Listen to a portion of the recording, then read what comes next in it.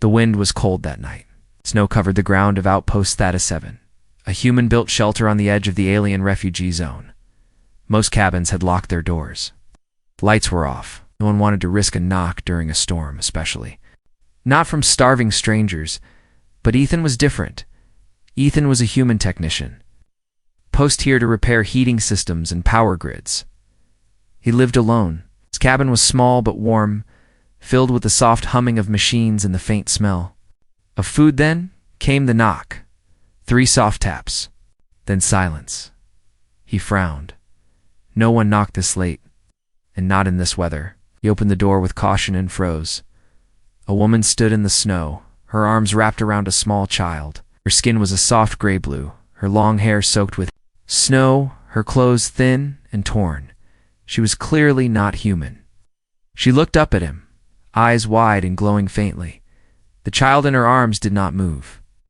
Her face was hidden, but her small fingers clung tightly to her mother's dress. Ethan stepped back.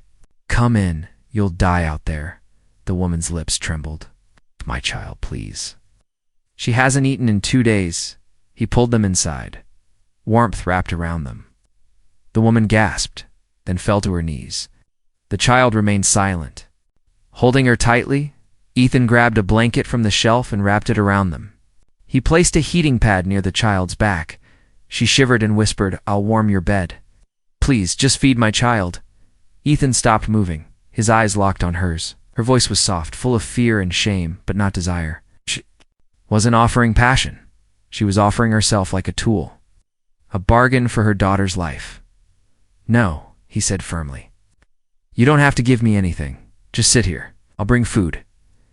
Tears rolled down her cheeks. Ethan rushed to the kitchen, poured hot soup into a bowl, and brought it back. The woman took it with shaking hands. She dipped a spoon in and gently brought it to her daughter's lips. The girl didn't move at first. Then she took a small sip. The woman smiled weakly. Thank you, human. What's your name?" Ethan asked quietly. She looked up Vele in hers.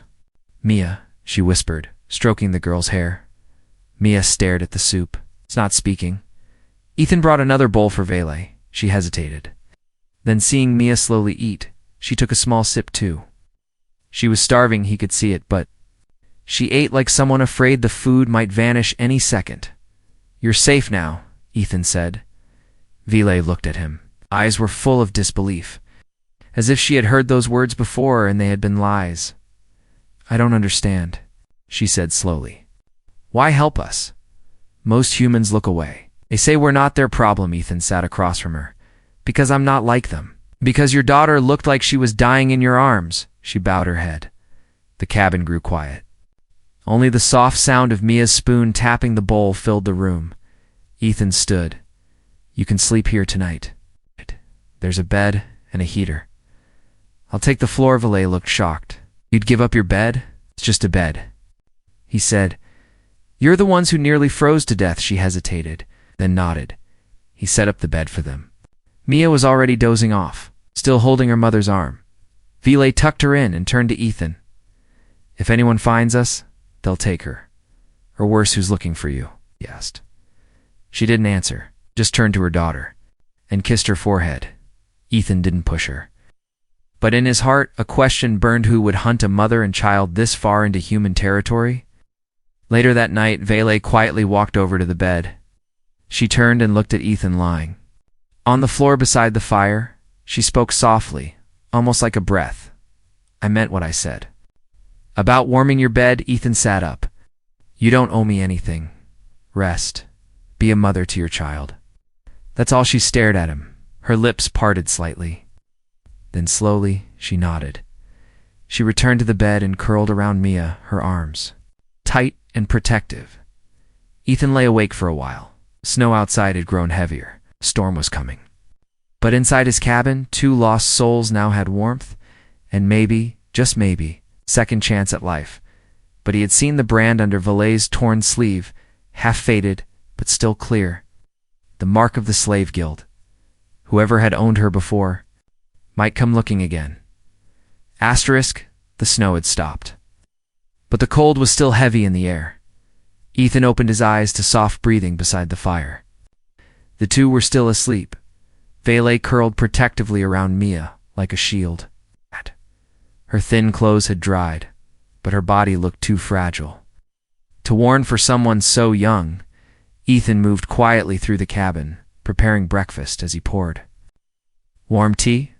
A memory flashed Vele's words from last night, Kara trembling voice offering herself, not because she wanted to, but because she was desperate. What kind of life forces a mother to speak like that? Mia stirred first, her eyes opened, wide and golden. She didn't speak, just looked around silently. When her gaze met Ethan's, she didn't flinch. She just stared deep, careful, like she was trying to understand if he was real. Then she sat up and pressed herself tightly against Vele's side. Vele woke with a jolt. Her eyes darted around the room until she saw Ethan standing a few feet away with a cup of tea in his hand. She looked down at Mia, then nodded slowly. "We're still here," Ethan spoke gently. "I made tea and something soft to eat. You don't have to get up now. Just when you're ready." Vele sat up carefully. She accepted the cup and wrapped her cold fingers around it.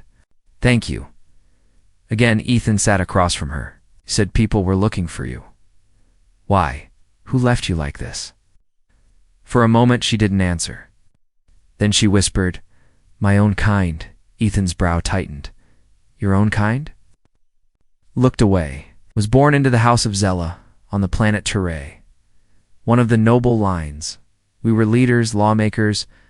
My father was a high counselor. I was supposed to marry into another royal bloodline, strengthen alliances. Ethan stayed quiet. Her voice was calm, but her hands were shaking. Then the collapse happened. War, betrayal. All the noble houses started turning on each other. Blaming, grabbing power.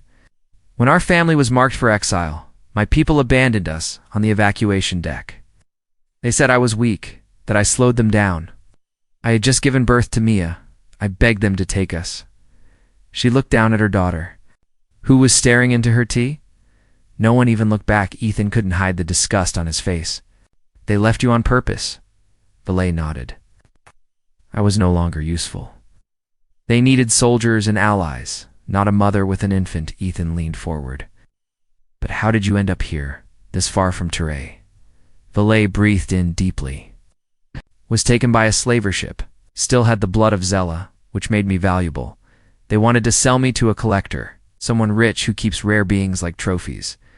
I escaped with Mia when the ship broke down during transit. We landed on a border moon and made our way across abandoned sectors until we reached this outpost. She looked around the cabin. This is the first warm place we found in 2 months. Mia reached out slowly, placing her tiny hand over her mother's. Vele gently covered it with her own. Ethan spoke softly. Did the slavers brand you? Vele pulled back the shoulder of her top, revealing the faded mark again. Yes. They burned it into me while I was still sedated. I woke up screaming. Ethan clenched his fist.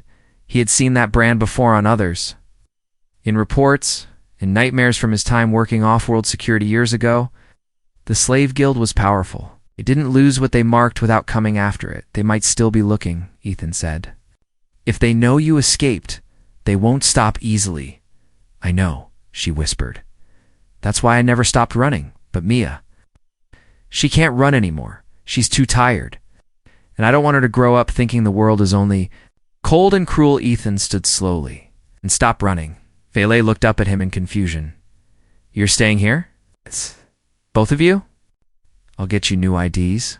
Get her into the medical tent for a trauma scan. I'll file a protective claim with the refugee board. It'll slow them down if they come looking. Her eyes widened. Why would you do that? Ethan looked down. At the child. Because I've seen what happens to kids who grow up with no one fighting for them. And because I don't believe in walking away when someone knocks at my door. Vele blinked. Her lips trembled. Mia reached for Ethan's sleeve and tugged it gently. She still didn't speak. But the way she looked at him like she was seeing someone safe for the first time, that was enough. Outside, the wind had died down.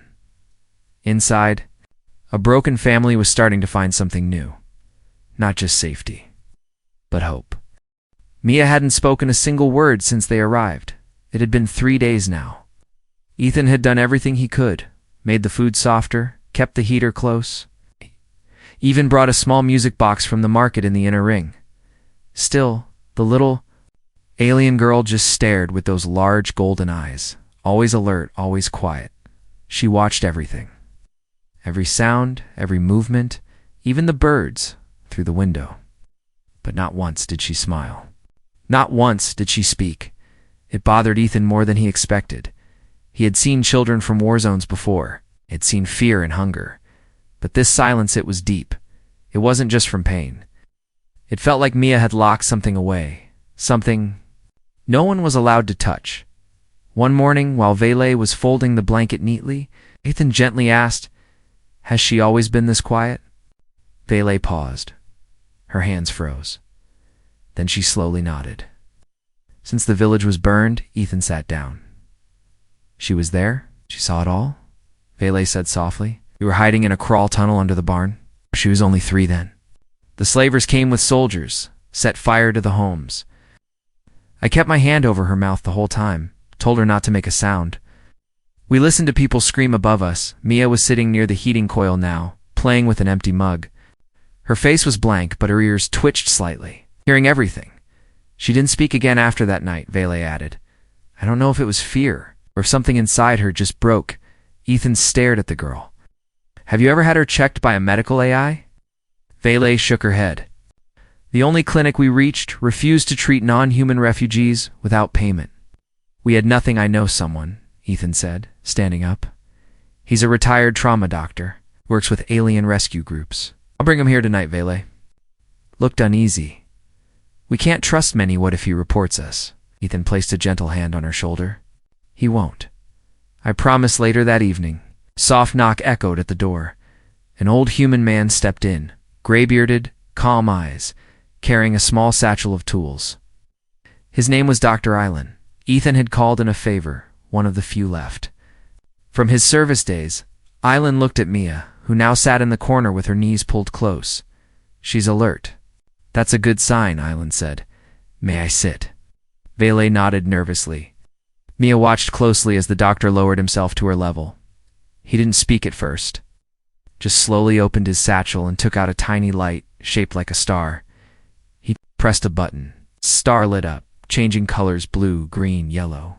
Mia blinked. Ilan placed it on the floor and let it roll to her. Mia reached out and picked it up. For the first time, her fingers curled around something with interest. "She responds to calm colors," Island said. "That's a sign she's still open to the world." He gently reached into his bag and pulled out a scanner. "May I scan her head?"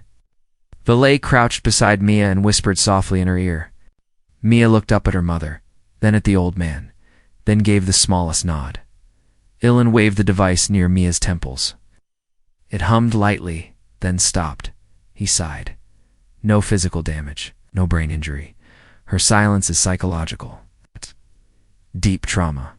But reversible." Vele asked in disbelief. "She doesn't trust the world to hear her voice yet," Island said. "It's how she's protected herself. She might speak again, but only when she feels completely safe, not just in the room, but in her heart." Vele's eyes filled with tears. She covered her mouth and turned away. Mia, watching her mother cry, slowly got up and walked over to Ethan. Ethan knelt. She reached into his coat pocket without a word and pulled out a small nut bar he had saved for her. She held it tightly, then gave him the smallest bow of her head. It was not a word, but it was something. A gesture of thanks, of trust. That night, after Dr. Island left, Ethan stepped outside for fresh air. The sky above was full of distant stars, as quiet and endless. Inside, he heard Vele hum a lullaby. It was soft and alien, but somehow soothing. Mia didn't speak, but she leaned into her mother's arm as the melody wrapped around her. Ethan didn't know when or how, but he made a silent promise under that sky. Whatever it took, he would help bring that little girl's voice back. Not because he had to, because someone needed to fight for her right to speak again. Ethan couldn't sleep. The storm had passed, but his mind was heavy. He sat near the glowing heater, sharpening an old utility blade with slow, steady hands. It was a habit from his soldier days, something that helped him think. But tonight, even the metal couldn't clear his thoughts. Valet was crying again, though she made no sound. He could see her through the dim light holding Mia close, trying to stop her own fear from showing. They had been with him for 4 days now. Mia still hadn't spoken. Valet rarely ate unless her daughter finished. Every bite first. And at night, they barely slept, always waking at the sound of a bird or a breeze or even the pipes hissing. Fear was in everything they did that night. It wasn't dangerous, but it carried a howl across the valley. Like a long animal cry, Mia sat up instantly. Her breath quickened. Her eyes searched the room wildly. Valet sat up too, holding her daughter tight. She looked to Ethan apologetic, ashamed, exhausted. Ethan stood slowly and walked over. It's just wind. We're safe here. Mia buried her face in her mother's shoulder. Her hands shook. Her small body trembled. Valet looked up at Ethan. She remembers the sound. When the slavers came, they flew in low. The ships made a noise like that before they opened fire. Ethan crouched beside them. Then we make new memories. Quiet ones. Safe ones. He reached over and turned on the old music box again. A soft melody filled the cabin. No war cries, no engines, just a gentle tune. Mia's shaking slowed. Ethan looked at Valet. Her eyes were wide, her cheeks pale. She hadn't slept for more than a few hours since arriving. You both need rest. He said, Take the bed again. She hesitated. Where will you sleep? Same as always. I'll stay here by the fire. Valet bit her lip. No, that's not right. This is your home. You should have your bed at least one night. It's just a bed, Ethan said, smiling a little. But if you insist, we can share it. Only if that makes you feel safe. Valet looked down at Mia, who had now curled up in the blanket again, breathing softer. Then she looked back at Ethan. Only if you promise not to expect anything. I would never, Ethan said. Quickly, no one should be expected to give more than they want. She nodded.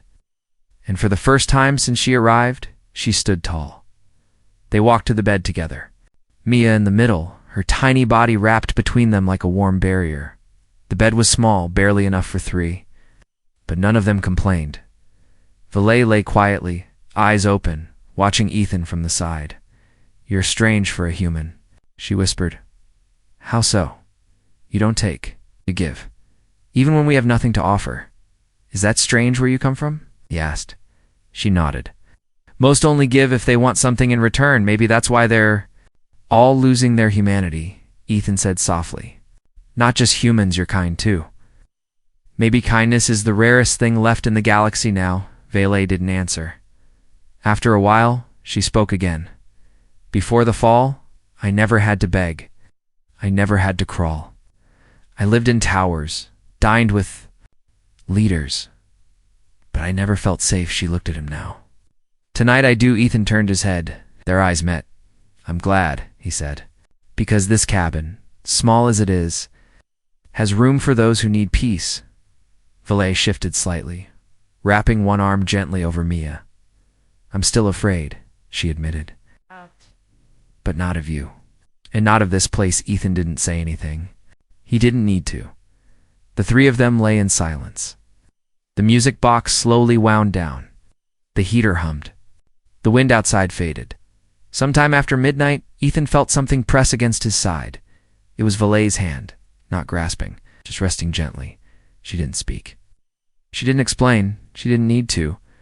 By morning, none of them had moved.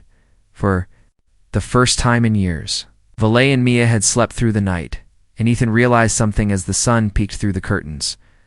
He wasn't just protecting them anymore. He was starting to need them too. It started with a scream. Not from Mia, not from Valet. It came from Ethan.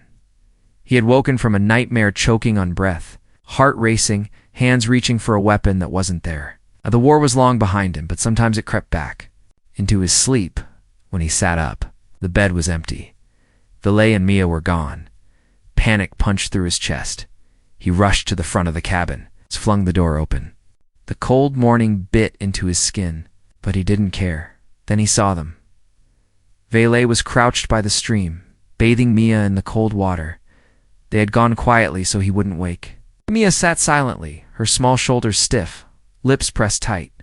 Valet looked tired but calm. Ethan walked to them, pulling his coat tighter. You didn't have to go out in the cold. There's warm water inside. Valet looked up, surprised. I didn't want to disturb your rest. You'll both get sick, he said, kneeling to take off his jacket and wrap it around Mia. Valet hesitated. There's something I should tell you. Ethan looked at her. I haven't shown you everything, she whispered. There's more. Out! What they did too. She turned slightly. Her dress had loosened during the wash. As she reached back to tie it again, the fabric slipped further, revealing more of her shoulder blade. There, burned deep into her skin, was not one but 2 marks. Ethan froze. He had seen the triangle andring crest of the slave guild. But now he saw a second mark, curved symbols, etched in black, circling down her spine. What is that? He asked, voice low. Valet's hands trembled. It's the mark of a breeder. Ethan stared. Breeder? Valet nodded, her voice barely a whisper. Some buyers don't just want slaves, they want bloodlines. They want children from rare species, bred like animals, sold as exotic companions or pets. The breeder mark means I was selected for forced mating. His jaw clenched. They took me to a facility. They planned to pair me with others, force pregnancies, raise the offspring in cages. I escaped before the first pairing. She looked away. I was pregnant with Mia already. That made me less valuable. No one wanted a damaged breeder. Ethan didn't speak. He couldn't. His fists were shaking. Valet turned back slowly, tying her dress. If you want us to leave now, I understand. If they track us by the marks, you're not going anywhere. Ethan cut her off. No matter what they burned into your skin, it doesn't define you. You're not property. She's not some product. You're both living, breathing people. And you're staying. Valet looked stunned. Mia reached out and touched Ethan's hand. Her fingers were cold, but steady. Come inside, Ethan said, wrapping his arms around both of them. You're safe here. I'll make sure of it. That night, after Valet and Mia were warm and fed, Ethan sat alone by the fire. He stared at the small tracker he had removed earlier from the base of Valet's neck. It had been hidden under scar tissue, nearly impossible to find, but the scan he ran earlier had revealed it. That's why they always knew where to look. That's how the slavers kept coming. He crushed the device under his boot, then he lit the piece on fire. It hissed and cracked and turned to ash in the back room. Mia slept curled against her mother, breathing softly. Valet opened her eyes once more, looking toward the firelight. She didn't speak, but Ethan could see something had shifted in her eyes. She wasn't just a refugee anymore. She was a mother with a reason to fight back. And he was going to help her, not because she begged him, but because no one else ever had. Ethan heard the first crunch of boots just before sunrise. He was already up, half-dressed, fixing the heater in the outer shed when the sound reached him. Slow, steady footsteps approaching through the frost. Not one pair. Several. He didn't move, didn't speak. His hand slid quietly to the pipe, a wrench beside him. He peeked through the frosted window. 4 figures, all armored. Not in any official uniform. Mercenaries. Hired guns. One of them carried a black tablet. The other had a stun rifle. They weren't here to talk. They were here to take someone. Ethan stepped back inside the main cabin. The fire was low, casting soft shadows on the walls. Valet and Mia were still asleep in the corner bed, wrapped in blankets. He leaned close and whispered, "Wake up, now." Valet's eyes shot open. Her arms pulled Mia in tight. "What is it?" "They found you," Ethan said. "Don't panic. Don't make a sound. Just stay behind me." Before Valet could speak, there was a knock on the door, sharp, cold. Ethan opened it. The lead man stepped forward. Helmet visor lifted, revealing gray eyes and a scar across his mouth. "We're here on contract. Property. Tagged Velezela. She was reported stolen. That's her child. We're reclaiming both. Ethan didn't flinch. This isn't a slave zone. You're standing on human-regulated land, the man smirked. And yet here you are, harboring guild-marked property. This doesn't look good. Ethan stepped fully into the doorway, blocking their view inside. You'll need to show a lawful retrieval. Order, signed by a council recognized in this sector. We don't need papers, the man replied, lifting his rifle slightly. We were told to collect her quietly. No scene. Just bring her in. No damage if possible. Ethan's jaw locked. You'll leave now, or you'll need more men to carry your bodies back for a second. There was silence. Then the mercenary made the mistake of raising his weapon. Ethan grabbed the rifle barrel, twisted it sideways, and drove the wrench into the man's neck. The mercenary crumpled without a sound. The other three charged forward. Ethan fought like a machine. Fast, brutal, trained. His body moved on memory. 2 swings. 1 broken arm. 1 shattered knee. A boot to the chest. Head slammed into the wall. Within 15 seconds, it was over. 3 groaning mercs on the floor. 1 unconscious. 1 coughing blood. 1 trying to crawl. Ethan stood over them, breathing hard. Behind him, Vele stood frozen, holding Mia tight. The little girl stared at the broken men without blinking. Take your trash and go, Ethan growled. If I see another bounty crew on my land, I'll bury them under it. The merc, with the broken knee, spat blood. You think you've stopped? You don't understand what she is. She's not just a slave. She's one of the last marked breeders. They'll pay more for the child than the mother. Ethan slammed the wrench into the wall next to his head. Run, they dragged themselves out. He didn't watch them go. Later, after he cleaned up the blood and locked the doors, he found Vele sitting alone by the fire. Mia had fallen asleep in her lap. I should leave, she whispered. Come again? You're risking your life. You didn't ask for this, Ethan sat beside her. You're right. I didn't ask for this. But neither did you. Neither did she. Vele didn't look at him. They take her. They'll breed her too. They'll keep her in cages. Force her to have children like animals. I've seen it. They won't take her, Ethan said, voice steady. You can't. Fight them forever, she said. I won't have to, he replied, 'cause relieving her head snapped toward him. What? I know a route.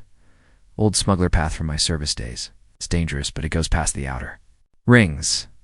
There's a protected zone, human-alien family shelter, with full legal protection.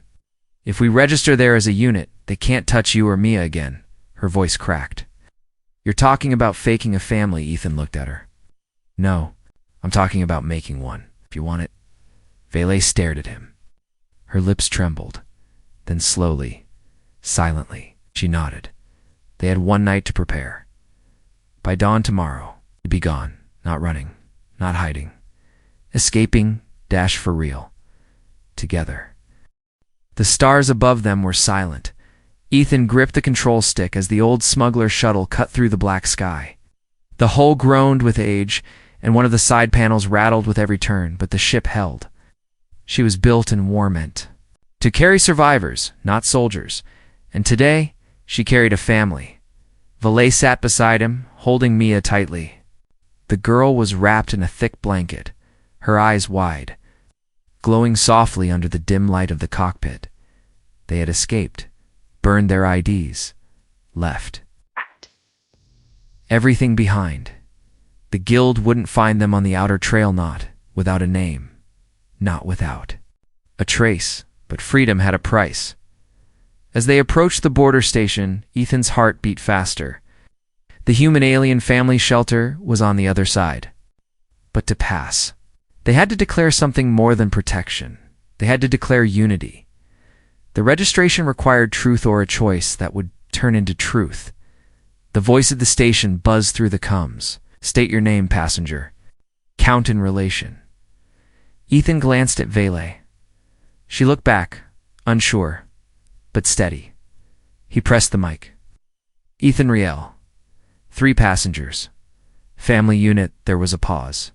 Please confirm, are you the legal guardian of the child? He looked at Mia. Her small hand reached out and grabbed his sleeve. She didn't speak. Then slowly. She pulled herself into his lap. Everyone froze. Valet covered her mouth. And then it happened. A small sound, fragile, soft, but clear. Mia whispered. Papa, the word echoed louder in Ethan's heart than the Valet began to cry, covering her face, not with pain. With relief, the cum officer's voice returned. Una confirmed. Proceed to shelter bay. Ethan guided the ship down, heart full, arms shaking. When they landed, guards approached, but not with weapons. With scanners, blankets, and hot drinks, one of them helped Valet out of the ship. Welcome, you're safe. Here, we've already removed your former registry from the outer system. No one can claim you again. Mia was silent, clinging to Ethan's chest. She was breathing slower now, her body relaxed for the first time in weeks. Inside the shelter, they were given a room with a real bed, fresh clothes, even toys.